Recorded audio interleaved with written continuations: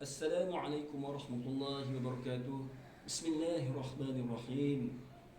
الله أكبر، الله أكبر، الله أكبر، الله أكبر، الله أكبر، الله أكبر، الله أكبر، الله أكبر، الله أكبر، الله أكبر كبيرا والحمد لله كثيرا وسبحان الله بكرة وأصيلا. الحمد لله القائل ولله على الناس حج البيت من استطاع إليه سبيلا ومن كفر فإن الله غني عن العالمين. أشهد أن لا إله إلا الله وحده لا شريك له وأشهد أن محمدا عبده ورسوله. اللهم صل وسلم على محمد وعلى آله وصحبه أجمعين. قال الله تعالى: يا أيها الذين آمنوا اتقوا الله حق تقاته ولا تموتن إلا وأنتم مسلمون. Muslimin muslimat sidang jemaah yang dirahmati Allah sekalian. Saya berpesan kepada diri saya dan sidang hadirin dan hadirat sekalian, marilah kita tingkatkan keimanan dan ketakwaan kepada Allah Subhanahu wa taala dengan sikap tekun melaksanakan segala perintahnya dan meninggalkan segala tegahannya. Hanya dengan keimanan dan ketakwaan sahaja kita akan mendapat kejayaan di dunia dan juga di akhirat kelak. Di pagi hari yang mulia ini, khatib akan membicarakan khutbah Aidul Adha yang bertajuk Persaudaraan Umat Islam, Pengalaman Ibadah Haji dan Korban. Allahu Akbar, Allahu Akbar, Allahu Akbar, walillahil hamd. Muslimin dan muslimat yang berbahagia, kita sekarang berada dalam bulan yang mulia, bulan yang disyariatkan kepada umat Islam untuk mengerjakan ibadah haji. Allah Subhanahu wa taala telah mewajibkan ibadah haji bagi mereka yang berkemampuan untuk mengerjakannya. Sebagaimana maksud firman Allah Subhanahu wa taala dalam surah Al-Imran ayat 97 yang telah dibacakan di permulaan khutbah ini. Dan Allah mewajibkan manusia mengerjakan ibadah haji dengan mengunjungi Baitullah, yaitu sesiapa yang mampu dan berkuasa sampai kepadanya.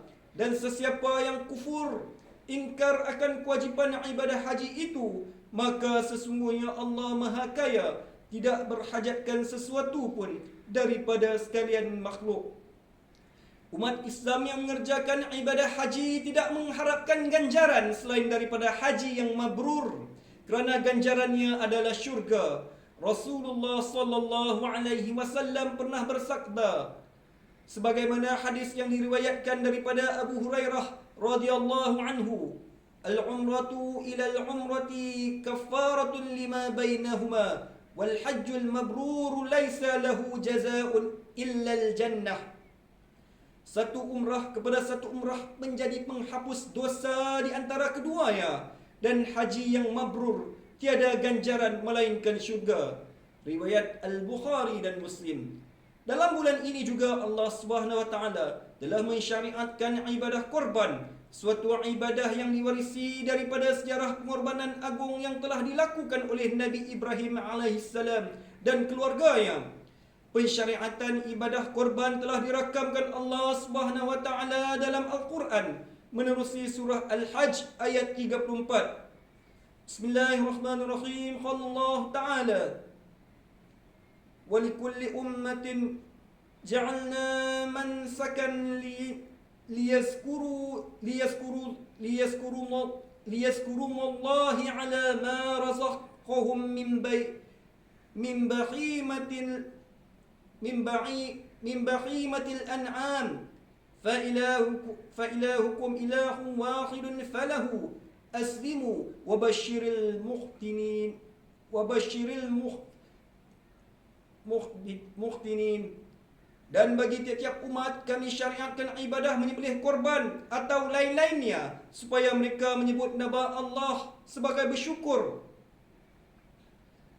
akan pengurniaannya kepada mereka binatang-binatang ternak yang disembelih itu, kerana Tuhan kamu semua ialah Tuhan yang Maha Esa, maka hendaklah kamu tunduk taat kepadanya, dan sampaikanlah berita gembira wahai Muhammad kepada orang-orang yang tunduk taat.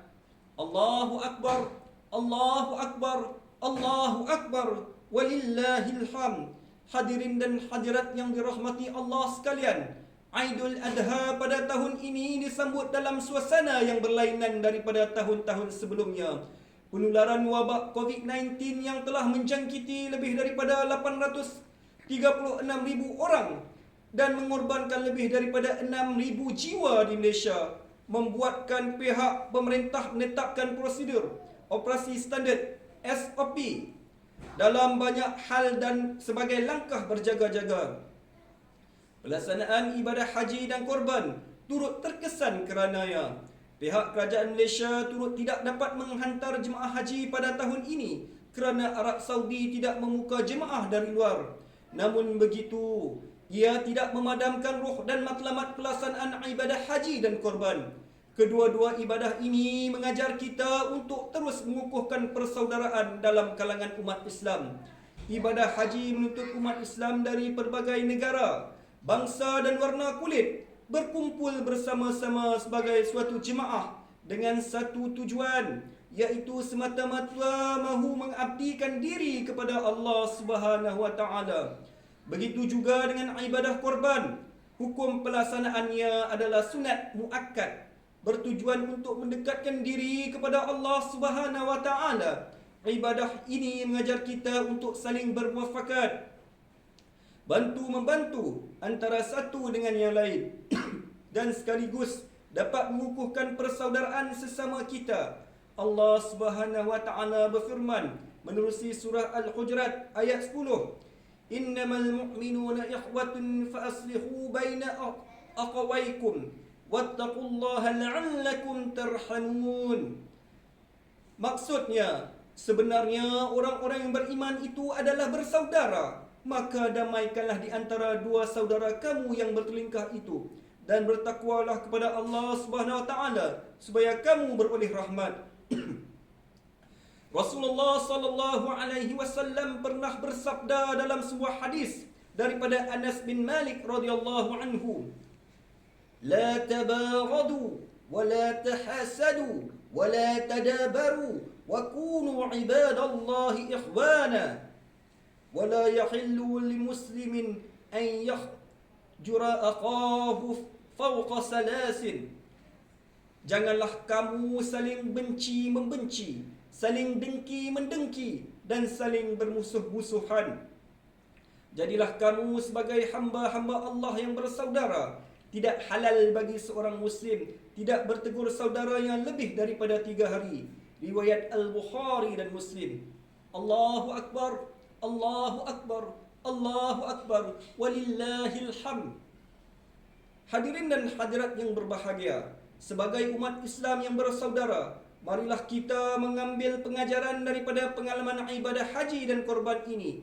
Elakkan persengketaan, jauhi fitnah-memfitnah dan berburuk sangka sesama kita. Semoga kita sentiasa berada di dalam ikatan persaudaraan yang kukuh, hidup dengan aman, damai dan harmoni, agar dapat menjadi benteng daripada serangan musuh-musuh Islam. Bak kata pepatah, bersatu teguh, bercerai roboh.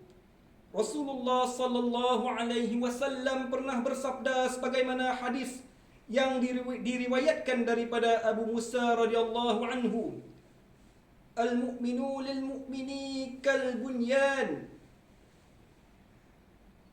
yashuddu ba'duhu ba'dan."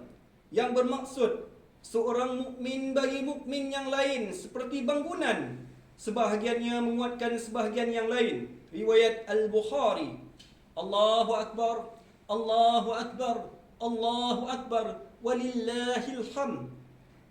Muslimin dan muslimat yang dirahmati oleh Allah Subhanahu wa taala, bagi mengakhiri khutbah di pagi hari yang mulia ini, marilah kita semua mengambil pengajaran daripada perkara-perkara berikut.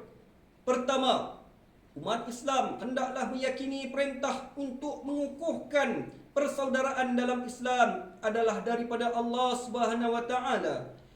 Kedua, kita diseru untuk mengelakkan diri daripada melakukan fitnah, berburuk sangka dan bersengketa sesama umat Islam.